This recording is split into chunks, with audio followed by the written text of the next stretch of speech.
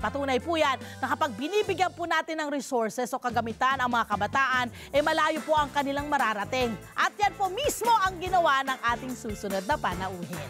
Busy po siya ngayon kasi pasukan na. Pero naglaan po siya ng oras para po sa ating interview. Thank you so much. All the way from Iligan City, sa Lanao del Norte, please welcome Ma'am Melanie Figueroa. Good morning, Ma'am Melanie!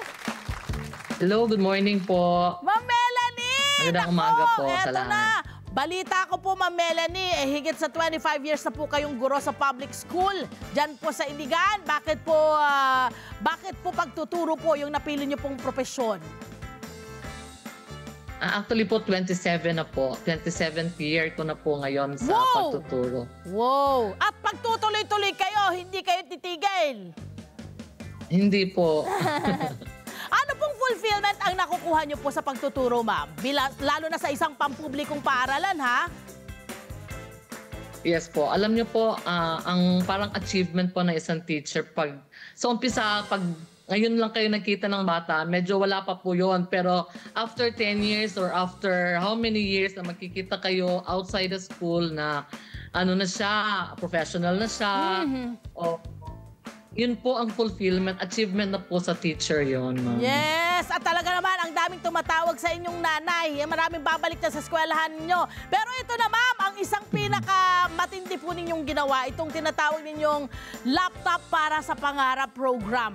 Sinimulan niyo po ito ng 2020, panahon ng pandemic. Okay, kumusta na po ito ngayon, ma'am? At balita ko po, meron pong nakagraduate po last week na unang estudyanteng nabigyan niyo po ng laptop. Naku, pakikwento naman at take note, mga kababayan, cum laude po siya, sa Mindanao State University, Iligan Institute of Technology. Ay, take a bow po, ma'am. Actually po, bale, 4 na po sila nakatapos, ma'am. And with Latin honors po lahat yung nakatapos, ma'am.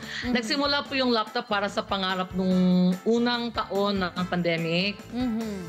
Saan, ito si Denny, siya ang kauna-unahang beneficiary. Siya po yung, nakita po kami sa school kasi kumuha siya ng module. Tapos, bali, nabakante po ako kasi wala naman po mga estudyante. So, natigil po yung ibang projects ko. So, ang nangyari, parang ito yung designed na project talaga for the pandemic period. So, nang makita po kami, nagkamustahan, nabanggit po niya na medyo nahihirapan daw siya kasi bago yung trend ng learning noon. Tama po. Online class sila. So, nahihirapan po siya at yung iba pang mga classmates daw po niya na cellphone lang po yung gamit. Tapos, luma pa yung cellphone niya. So, parang ang hirap daw pong magpasa ng assignments, magpasa ng projects na doon ka mismo sa cellphone mag-i-edit. Magpapasa, gagawa, magta-type. So, mahirap po. So, minsan po naglalag din po daw yung cellphone niya. So, ang ginawa ko, sabi ko, so anong plano mo? Sabi niya, nakapag-ipon na daw po siya ng pera. Nagkaroon na daw siya ng naipon na 20,000. Pero dahil nga pumasok nga yung pandemic, parang nadukot-dukot yata ng family nila. So, umabot na lang po yung savings niya ng 10,000. So, sabi ko sa kanya, Dennis, itago mo muna yung 10,000 mo.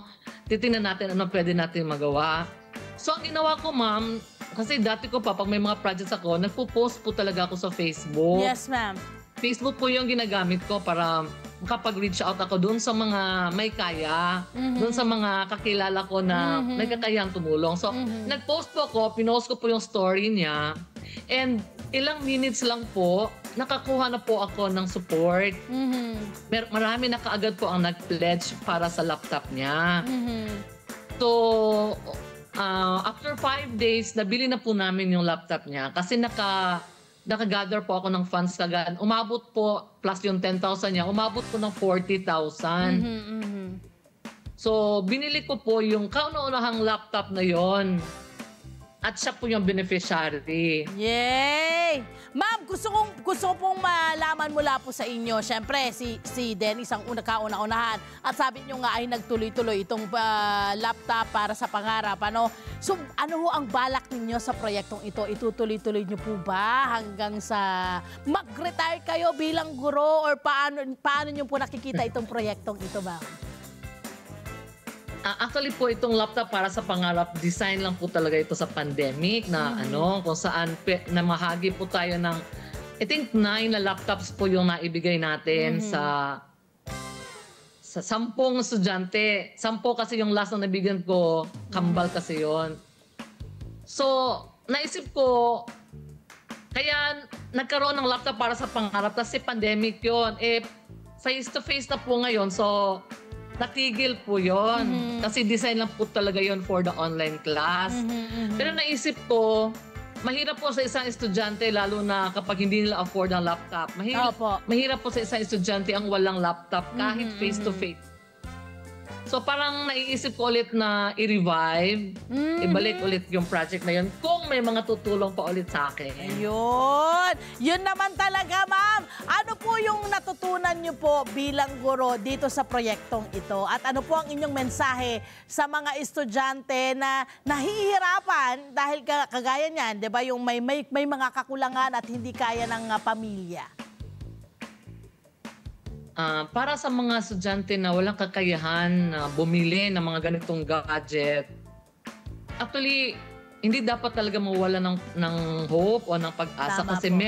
meron talaga pong darating na tao na maaaring makatulong po sa inyo. Might be hindi po ako yon, pero may iba pong maaaring ipadala. So, wag lang po talagang mag-surrender. Kasi para sa akin, pag nag-surrender ka, sa laban, loser ka po talaga sa buhay. Yes. Totoo po yan. Wag ho kayong susuko. Laban lang ng laban. Parang si ma'am.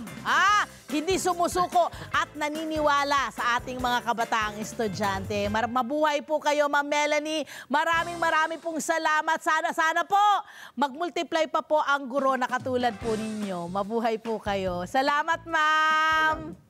Salamat po, ma'am. Ayan. At salamat po sa ekstrang pagmamalasakit at pagdulong nyo sa ating mga kabataan. Sana nga po ay magsama-sama tayo at magtulungan para mas marami pong estudyante ang makapagtatapos at makakaahon po sa kahirapan. At dadami ang kaalaman na pwedeng makuha. Siyempre, pag tinulungan po natin ang estudyante, tutulungan po niya yung kanyang pamilya, kadalasan, at tutulungan po niya ang kanyang komunidad. Tutulungan din po niya ang kanyang bansa. O, diba? Ganun yun eh. Hi! Mga Kanet 25, this is Love and New Verbo.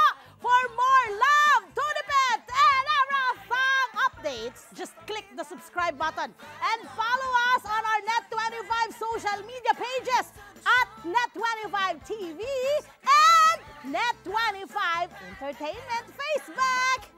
See ya. I love ya.